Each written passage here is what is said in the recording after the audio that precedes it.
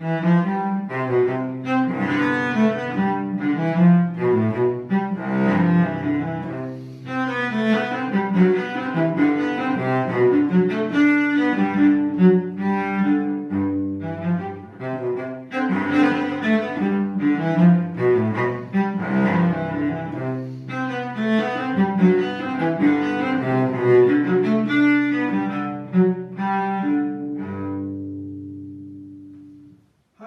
name is Charles Ash.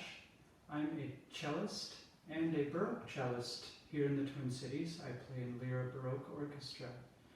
To my right, I have a Baroque cello, which is strung in gut strings, and here are a few Renaissance and Baroque instruments called the treble viola da gamba and the tenor viola da gamba. They were related to the cello. Back then, instruments were a little bit different. They were strung with gut rather than steel, which we have on our modern instruments, and they were pitched a little bit lower. But when you play Baroque music, you don't need any of that. Really, what's important is the spirit that you play it with. And the first thing you have to ask is, number one, what is the function of the music? So what I just played for you is a bourrée, and the word bourrée comes from the French term for a bundle of wood, which you would take and put in the middle of the village, and everybody would dance.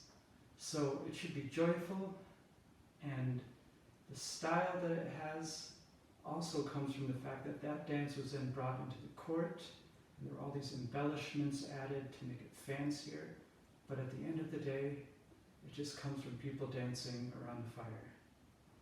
The second thing you think about when you play something like this is beat hierarchy.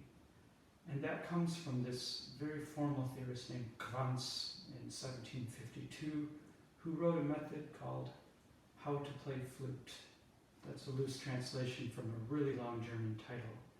And basically, he emphasized that every beat should contain a strong and a weak part. Meaning, when you play flute, you go tu and then ru. So tu-ru, tu-ru, tu-ru, tu-ru. Or if you have a group of three notes, it'd be tu-ru-ru, tu-ru-ru, tu-ru-ru. So a lot of the Baroque playing on string instruments was very influenced by wind instruments and how it's called tonguing when you give the notes these different articulations. And this aspect of Baroque performance is all over when you look into this bourrée, because you have these note groupings that you really have to make speak. So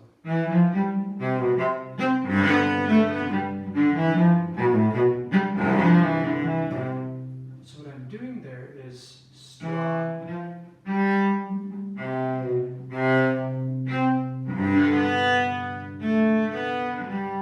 never even, so you don't want. Instead, then here, and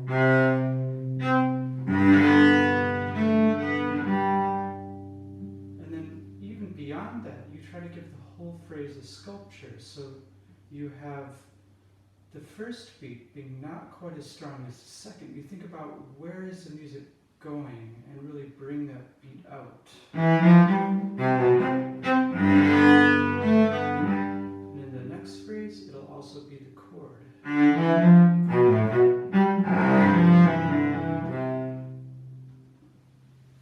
And the other aspect that's in this bourrée is how when you play any slur, the strong note is always the first note, and then they lightly come away, and always very joined. So the part here, you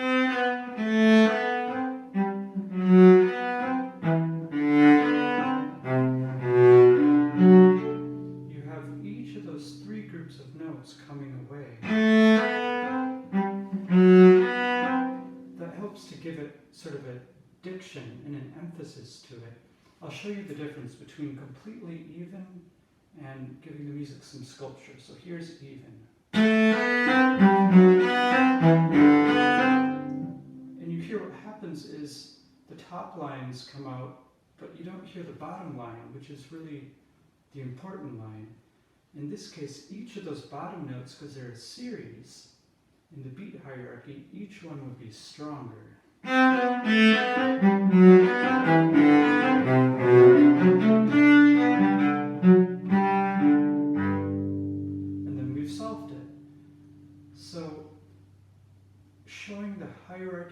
beats is the second part after function, and the third part is sculpting every single legato. Even if you have a group of two, there is a part of this piece later on where it's in two. It's there because it's groups of two. You would always diminish on the second. I'll show you the difference. So here's completely even. It doesn't really say much. And then you give it some sculpture and it means a lot more. So it's like when you look at those Baroque paintings, the way they have all those little details in it, and there's a story to everything. The fourth thing to keep in mind with all Baroque music is how you put your pitches in relation to the rest of the notes. So whenever you have a double stop, you especially want to make sure your thirds are nice and low. So in the key of G major, that would be this B. That's in the second measure. I'll show you the difference. So I'm going to play it with the third nice and low. Now I'm going to play that B just a little too high, and you'll hear it doesn't really agree.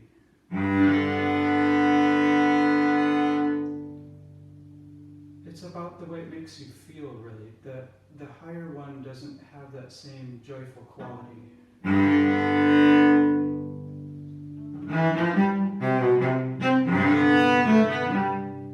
Whereas if I put it too high, it gives you a weird feeling. You don't feel the sort of joy you should feel when you hear a bourrée. So pitch is very closely connected to how the music makes you feel. So always be listening to how all of the notes relate together. And that brings me to the fifth topic, which is affect. That's the German word for affect, which comes from the Latin word affectus or afficere, which means to influence. The idea is that you use the music as a way of influencing people's emotions. And often an entire piece was written in the same sort of affect to really bring home to the listener how to feel. But many composers like Bach, the affect is going to constantly be shifting. So you're going to hear one part a little more joyful and carefree, such as in this bourrée, the first part. The second part, different characters come in. Maybe there's some worry, maybe there's some strife, and then in the end, everybody has a good time around the fire and everything's okay. So with that, I'm going to close by playing the entire bourrée, and you're going to hear these 5 aspects of Baroque performance, which I'd like you to try. Give them a try, and you'll find it'll truly give your performance sculpture and life. The first is, what is the music for? So what's its function? The second is the beat hierarchy, both within the beat and within the phrase. The third is coming away to sculpture every single slur, always diminishing with a little bit of a lift. The fourth is pitch, making the notes really agree and ring with your open strings. And the fifth, and the most important, is affect, which brings it all back to the first. What is this music really for? Try to make it come alive. That's what you do when you take a piece of music like this old manuscript from Bach, which was actually penned by his wife after a copy Bach made. And you look at it and you take these little pieces of ink and you make them into sound, and you influence people's minds and hopefully put them in a good mood or help bring them through some of the other moods people experience. Thank you very much, and I'll close with the full Bourrée number 1 from Suite in C major by J.S. Bach.